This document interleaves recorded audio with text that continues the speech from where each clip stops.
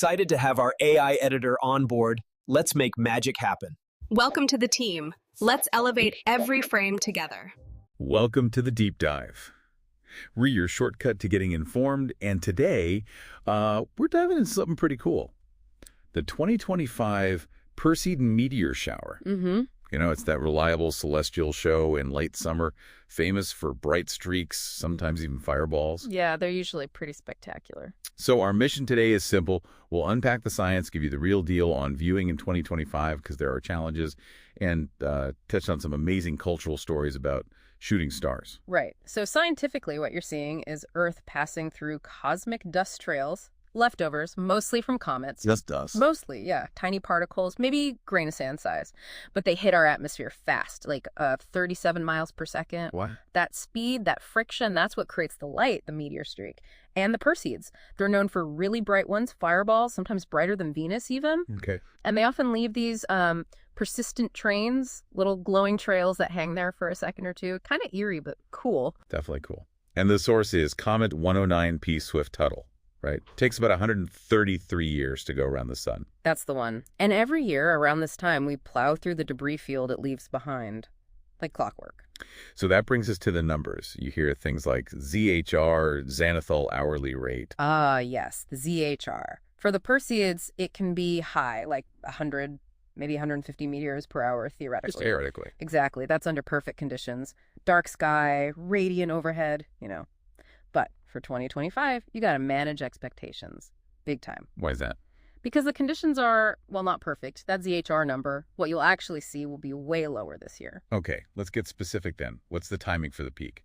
The main show is the night of Tuesday, August 12th, going into early Wednesday, August 13th, 2025. Got it. August 12th into 13th. But what's the catch for 2025? The moon. That's the big challenge. The full moon is just a few days before, on August 9th. Oh. Yeah. So during the peak, the moon will be waning gibbous, still really bright, like maybe 83% lit up. So basically natural light pollution. Pretty much. It'll act like a huge spotlight and just wash out all the fainter meteors. Right. Okay, so strategies. How do we deal with this giant celestial flashlight? Well, your best bet might be to view before midnight, before the moon gets too high and bright. Or if it's already up, try facing away from it. Turn your back to the moon. Yeah. Or use like a building or some trees to block its direct glare. And the usual advice still applies. Get away from city lights. Absolutely crucial. Dark skies are always key. Always. And give your eyes time to adjust. At least 15, maybe 30 minutes in the dark. Put the phone away or use a red light if you really need one. Okay, good tips. Any specific time window, say for the West Coast? Yeah, for Pacific Daylight Time, maybe try looking between, say, 10 p.m. and 2 a.m. PDT on that night of the 12th to 13th. The moon should actually set around 2:30 a.m. PDT, so after that gets better too. Okay, so late night or early morning works.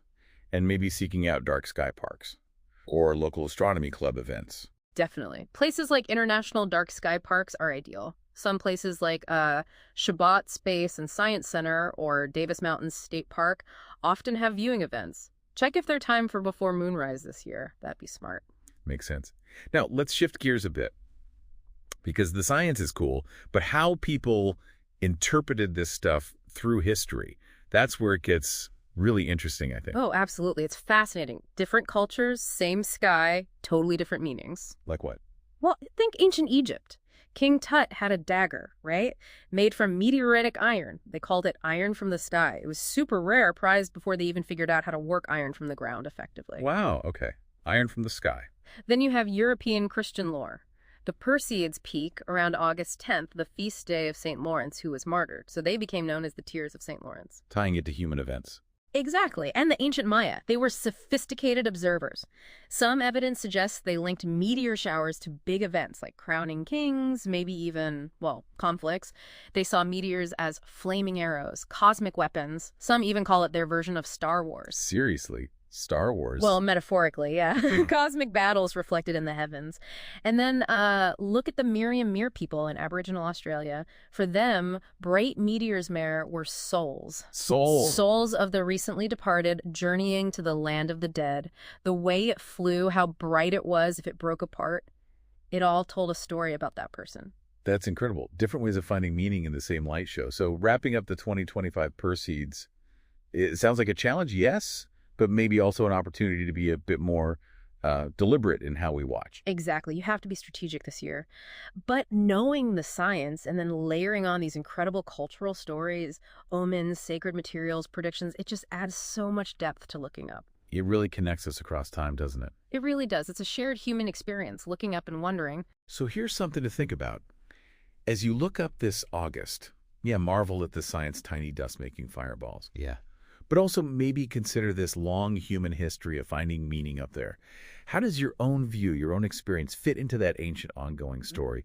Definitely get out there, look up, and see it for yourself.